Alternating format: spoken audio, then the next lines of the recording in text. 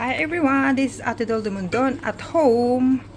Bumili ako ng isang pata ng baboy, yung frozen. Kasi marami sa welcome shop. And then, niluluto ko ngayon. You need to wash with salt first. And then wash into clean. And then ibabad mo sa soy sauce, Philippine soy sauce and Chinese soy sauce. And then lagyan mo ng maraming paminta.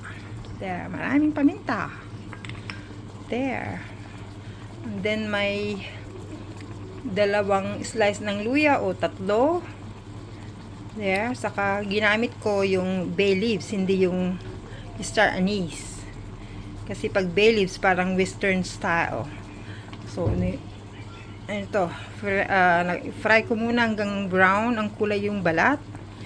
And then yung pinagbabarang ko na soy sauce, dinagdagan ko ng maraming tubig. Yung tubig niya hanggang dito. Ngayon, kunti na lang.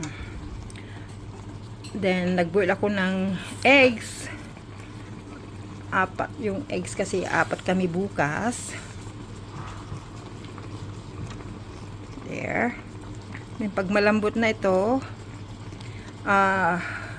nilagyan ko siya ng isang slabs ng brown sugar para matamis-tamis. There. Ayun na siya. Nagbiyak na oh. Pero matigas pa. Matigas pa siya.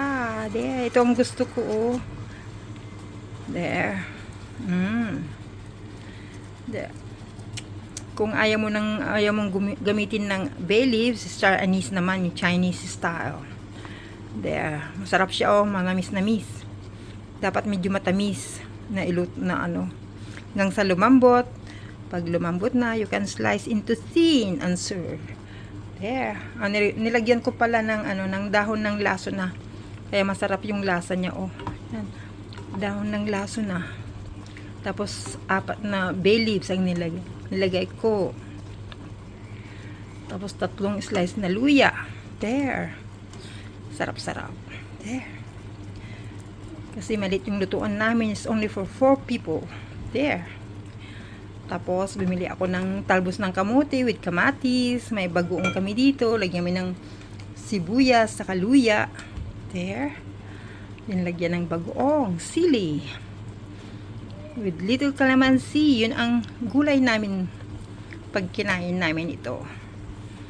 There. Sarap-sarap. Bye for now. Shout out mga Team Kalingap, Kuya Bal Santos Matubang, Ate Edna Vlogs, Kalingap Rob, Kalingap Jackie, at sa lahat ng mga Team Kalingap partners. Good evening. Bye-bye.